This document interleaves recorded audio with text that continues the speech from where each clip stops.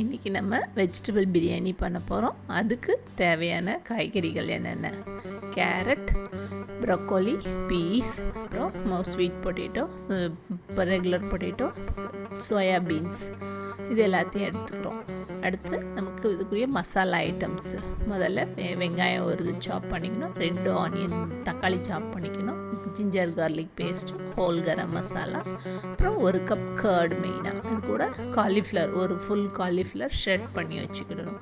அது பார்த்திங்கன்னா நல்லா ஃபுட் ப்ராசஸரில் போட்டு எடுத்து வச்சுக்கணும். இப்போ நம்ம பேன் அடுப்பில் வைக்க போகிறோம். பேன் அடுப்பில் வச்சுட்டு நல்லா சாடி கனமான பேன், அதில் 3 டேபிள் ஸ்பூன் ஆயில் விட்டு போகிறோம். அதுக்கப்புறம் அதில் ஹோல் கரம் மசாலா போட போகிறோம்.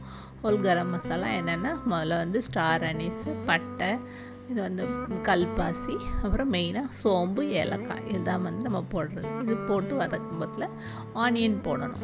ஒரு ஆனியன் ஃபுல்லாக நல்லா சாப் பண்ண ஆனியன் உள்ளே போடுறோம்.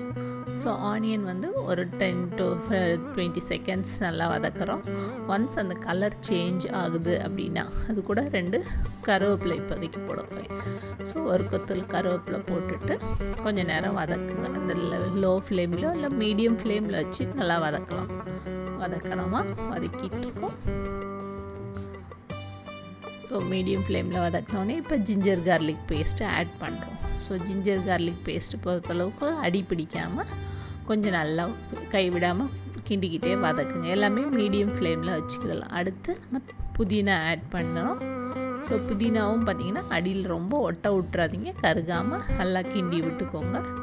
ரொம்ப அடியில் ஒட்டாமல் பார்த்துக்கிடணும். ஸோ அடுத்து தான் நம்ம தக்காளி, 2 தக்காளி நல்லா ஃபைனாக சாப் பண்ணி வச்சுருக்கேன்.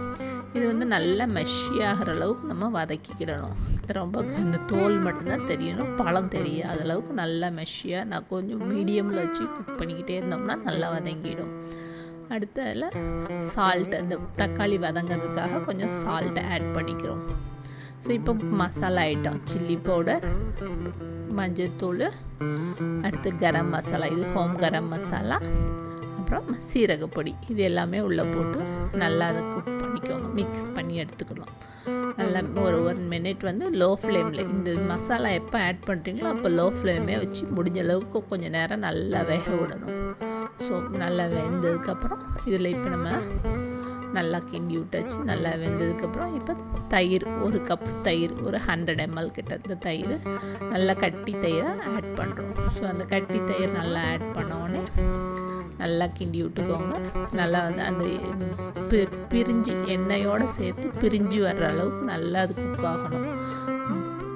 அதுக்கடுத்து இப்போ நம்ம காய்கறி எல்லாத்தையும் ஆட் பண்ணுறோம். ஃபஸ்ட்டு பீன்ஸ் ஐட்டம்ஸ், பட்டாணி, சோயா பீன்ஸ், பட்டர் பீன்ஸ் 3. இது zucchini நான் ஆட் பண்ணியிருக்கேன். நல்லா தான் இருந்துச்சு zucchini. ஸோ இதுக்கு ஒரு கேரட், அடுத்து ப்ரோக்கோலி, ஃபைனலாக 2 இது ஸ்வீட் பொட்டேட்டோ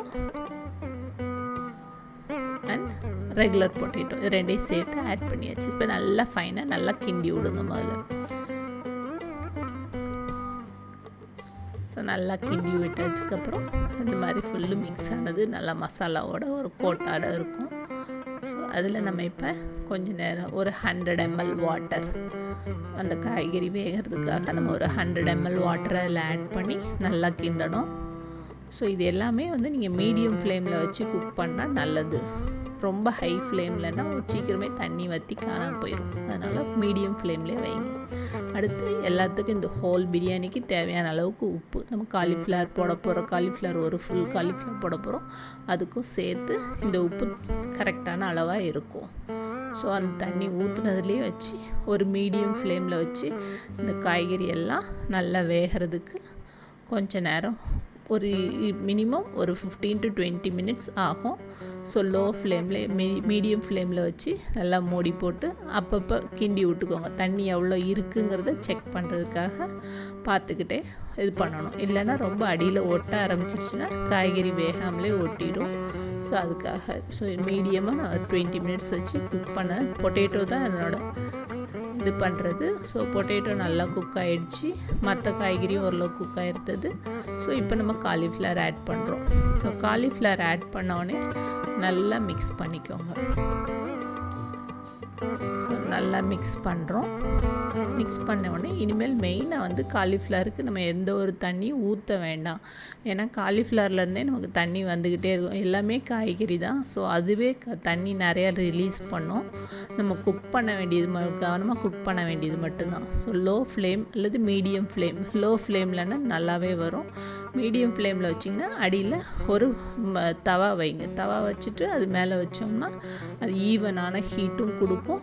எப்பயுமே ஒரு நல்ல ஒரு ஹீட்டில் சீக்கிரம் கரெக்டாக 10 to 15 minutes மேக்ஸிமம் அழகாக வெந்துடும். உங்களுக்கு காலிஃப்ளவர் வெந்துருச்சுன்னா நம்ம பிரியாணி ரெடி. நம்ம பிரியாணி எடுத்து நீங்கள் இது கூட மஷ்ரூம் மசாலா அப்படி இல்லைன்னா ஆனியன் ரைத்தா இது கூட வந்து நம்ம சூப்பராக சர்வ் பண்ணலாம். பிரியாணியை கடைசியாக கொஞ்சம் ஒரு கை கொத்தமல்லி தழை போட்டு நல்லா மிக்ஸ் பண்ணுங்கள். ஸோ நம்ம நல்லா மிக்ஸ் பண்ணியாச்சு. இப்போ காலிஃப்ளவர் வந்துச்சு ரெடி. பிரியாணி ரெடி. தேங்க்யூ.